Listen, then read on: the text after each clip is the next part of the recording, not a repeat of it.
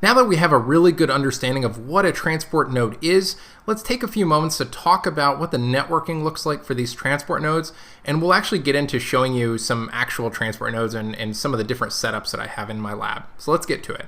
So here I have depicted just a kind of a regular vSphere setup. We just have a host here. This is a physical server, and on top of that we have a couple of VMs, and we have a distributed switch here where we've created a couple of port groups. The port groups here we've configured. This one is port group blue, and it's got VLAN 22 tag on it, so anything connected to it gets tagged with VLAN 22 and sent out to the physical network here. We've also got this trunk port group where we're just trunking all VLANs to VMB. Nothing really special here, just a couple of different options.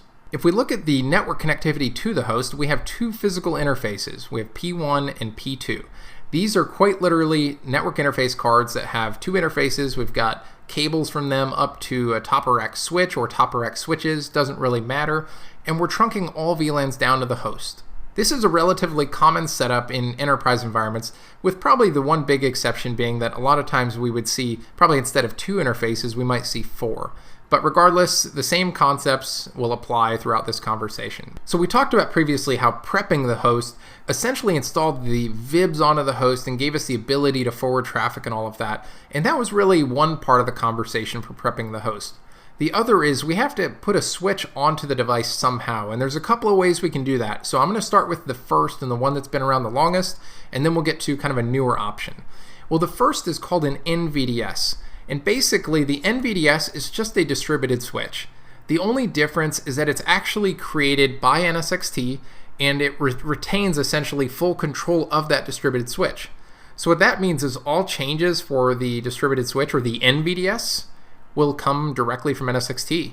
Even though you'll be able to see it in vCenter, you won't actually be able to change or do anything to it in vCenter, and I'll show you guys that in a minute.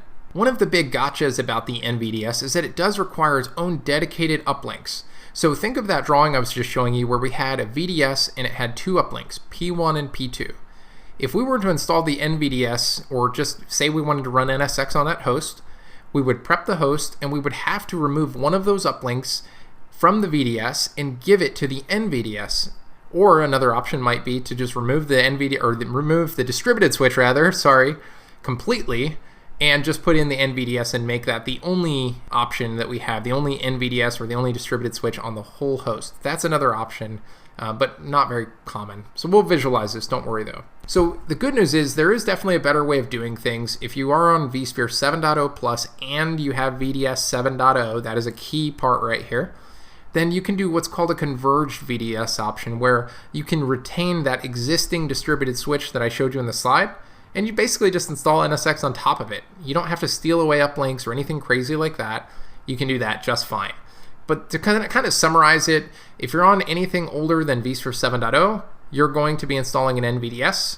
If you're on 7.0 or newer, I highly recommend going the converged VDS option, although you're not forced to yet. It's also worth mentioning that, interestingly enough, the NSXT Edge, which we will be deploying in a VM form factor, also has a built-in NVDS. We won't really have to interact with it a whole lot other than some very basic configuration, but I just wanted to point that out. So when we're talking about host, or vSphere host specifically, we have two options, NVDS or converged VDS. When we're talking about the NSXT Edge, it has this built-in NVDS that we don't really have to think about a whole lot. So back to that drawing that I just showed you, let's think about how this would look if we wanted to go the NVDS route. So let's say this is a little bit of older host, maybe it's vSphere 6.5 or 6.7, and now I say, okay, I'm ready to install NSX. I'm going to prep the host, we're going to push the VIBs.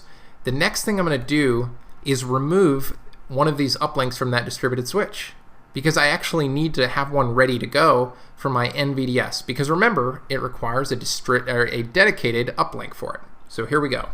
So there we go, I pushed the NVDS, now it has a dedicated uplink, and now it can push NSX segments, whether it's an overlay segment or a VLAN back segment like these over here. I can now do all of that on this NVDS. So that's certainly one option. Let me actually show you guys that in practice real quick. I'll hop over to my lab, and we have right here, we have our two hosts. We have 254.11 and 12 that I've been showing you. And one of these is on NVDS, so let me find that one, not this one. Okay, so it's going to be 254.12.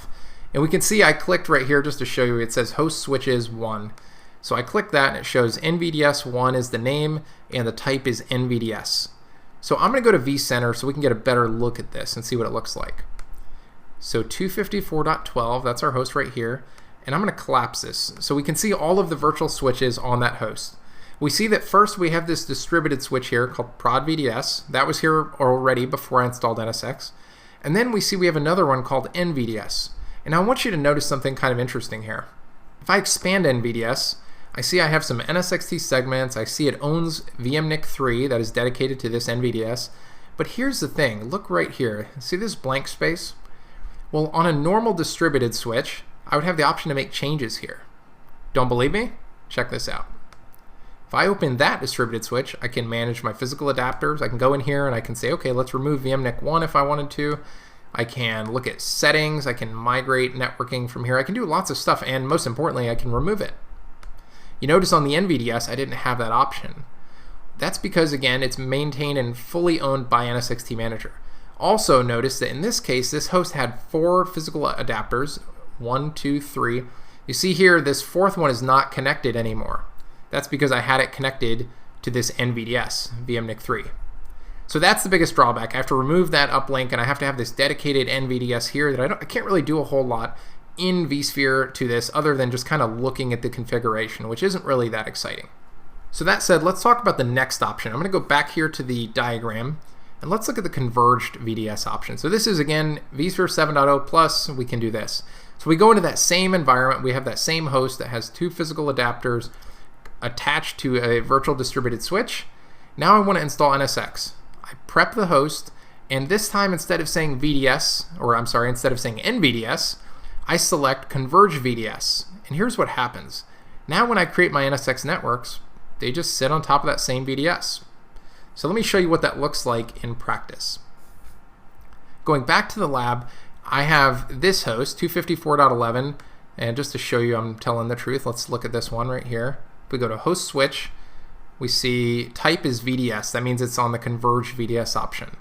So if we go back to vCenter, we see here that I have one distributed switch. In this case, it says NSX switch.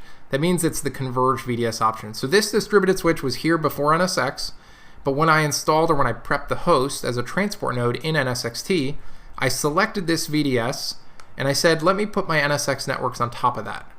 Just to prove it, you see here I have 1, 2, 3, 4 NIC adapters, 4 physical interfaces, which is what I had before. And the only difference here is you see these networks, these little logos right here. This one has an N, and that means NSX segment. That means this segment was created and pushed by NSX Manager. The same thing is true of this one down here. But remember how I said that with the NVDS, you didn't have any option to make any changes. Obviously here I can do all of those same things that I could do before. So this is why I say the Converge VDS is definitely the way to go. So if you're labbing, I highly recommend vSphere 7.0 for that reason alone. But the real world is not all on vSphere 7.0, so you should definitely learn both options.